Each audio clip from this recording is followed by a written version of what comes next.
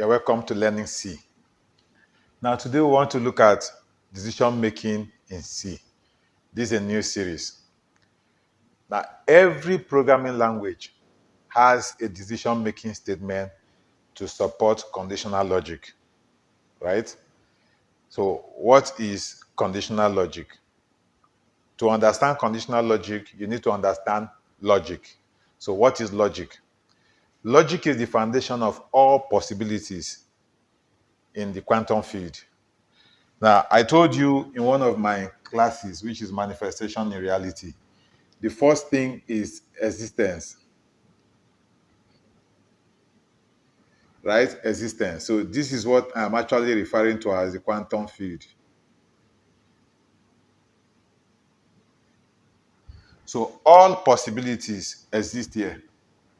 Now, the next thing is what? Intent. So the programmer exists at this layer, right? Then the third one is what? Logic, which is actually where we are going to work with today. Logic. Now, if logic is the foundation of all possibilities in the quantum field, conditional logic is what? Conditional logic is actually a subset of this logic. So, conditional logic.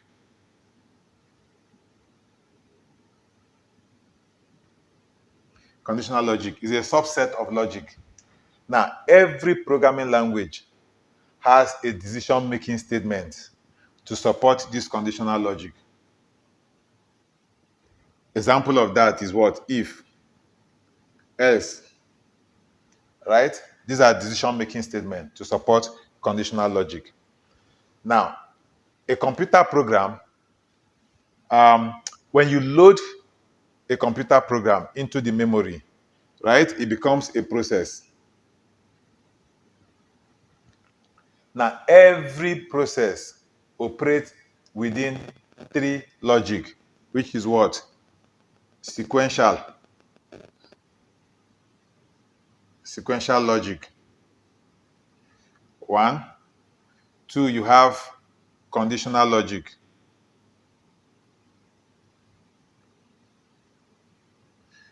Then three, we have iterative. Iterative logic. So, what we want to do in this series is this decision making. The condition that will allow you pick this one. Sequential logic, conditional logic, and iterative logic. Now, to explain this, I'm going to use, I work in a radio station, so I'm going to use an explanation of the radio studio to explain this concept to you. These three concepts, right? Now, let's take a broadcaster that comes into the studio. For example, now I'm having something like this. Then I have this, I have this, I have this, and I have this. Now, a broadcaster comes into the studio for a program that will last for 1 hour, right? Start to finish. That is logic. There is a path you have to follow. Now you are arranging, that is sequential. So you have sequential logic, meaning these are the steps I'm going to follow to finish my program from start to finish. Now the next one is what? Conditional logic. But to achieve this condition and to achieve the iterative logic, because I told you that every process, you load a program into memory, it becomes a process. Every process operates within these three logic: sequential, conditional, and iterative. Now here we have talk.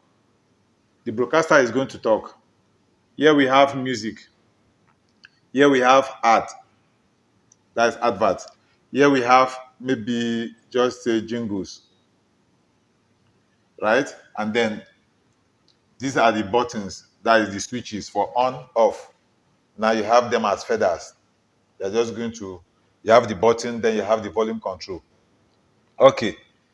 Now, the the broadcaster is going to arrange this element within that 1 hour. Then there are conditions that will warrant the broadcaster to either talk for a particular number of minutes, then play music for a particular number of minutes, then another condition will make adverts to go on, then another condition will make you play jingles. So this device in the studio is actually called the console, which is referred to as multiplexer in electronics, right? Multiplexer. So our program is to ensure that we have our input going out to give us an output. The first one is sequential. It can go from year to year. That is sequential. Now, what if I have certain conditions that I will meet on the way? I told you logic is the foundation of all possibilities in the quantum field, right? While conditional logic is your mind choosing a specific possibility.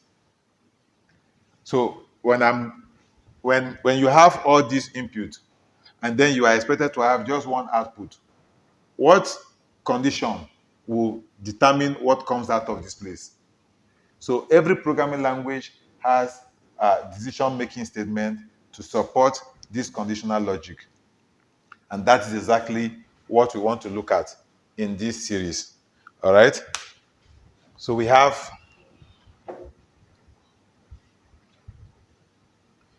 still has the first one, which is if statement. If statement. So if the Boolean condition, if it is true, then do this.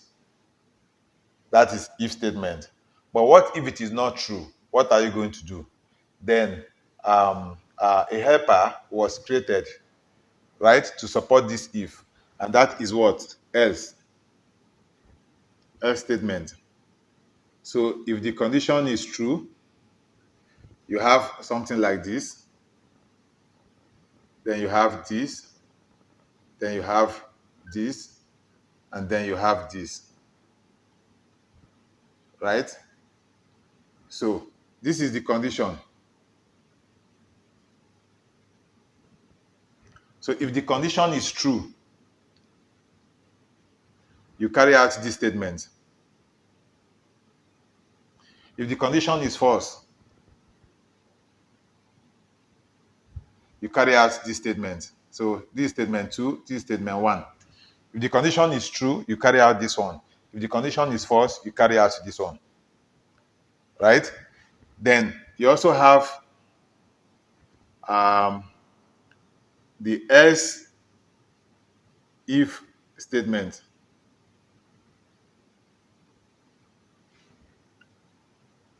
We have nested if statement. Nested if. That is having if statement inside another if statement. You can also have else if statement inside another else if statement. So that is nested if or nested else if. Then we have switch. This one can either be switch case statement. Then we have break, we have continue. Then there is another one again we can also use for this decision making, which is what? The ternary operator. I actually taught you that among the operators. So you can use it for decision making. Ternary operator. Right? I'm going to show you how you can use this ternary operator in decision making. So this series is basically going to deal with if statement, else if statement, else if statement, nested if, switch case, break, continue, ternary. This one will deal with the conditional logic. Then when we get to loop, that is when I will show you the iterative logic. So that is what this series is basically on. So in the next class, I'm going to deal with this if statement. Don't miss it. So till we see in the next class. Bye-bye.